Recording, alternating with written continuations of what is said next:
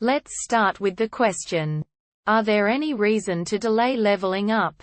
I remember that in Oblivion, the game would punish you for leveling up too early. You needed to make sure to have trained the proper skills before gaining a level. Or else the enemy would become increasingly stronger than you. I understand that Skyrim's system is a bit different and shouldn't have this exact problem. But does it mean I can safely level up as soon as I reach the proper level? Are there any valid reasons for me to wait before leveling up? So how can we solve this? There are two possible answers. Answer 1. No, not really. As the other answers have pointed out, Skyrim isn't nearly as harsh as Oblivion. There is still the prospect of overleveling.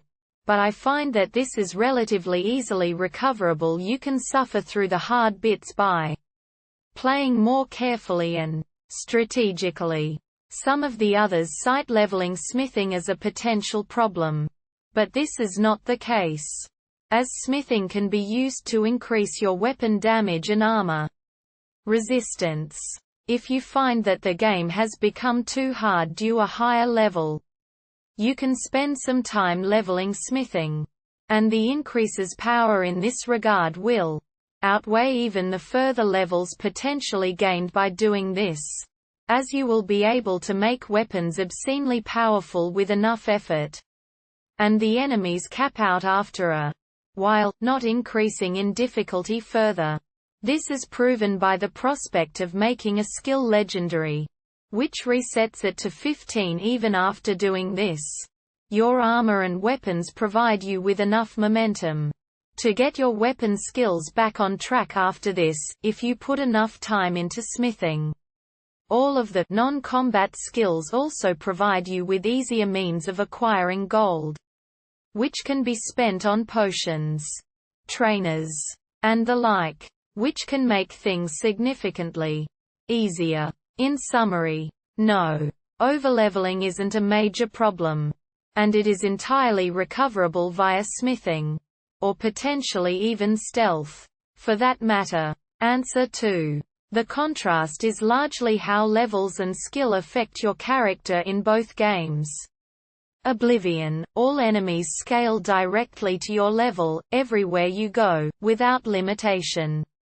There exist spells that do temporary damage, up to 100, that actually can kill. Higher level enemies make this spell much weaker. This spell is available at the start of the game. It lacks a scaling late-game skill that increases your damage. The only thing you gain at late game are slightly more powerful permanent enchantments from closing the Oblivion gates. Skyrim enemies have scaling limits. You can get massively overleveled relative to the area. A lot of powerful abilities are tied directly to leveling up: spellcasting, smithing, enchanting. Spellcasting, far too many to list. There are very few useless perks here. Smithing, the skill alone is already endgame scaling, but perks make them twice as powerful. Enchanting, simply very, very powerful.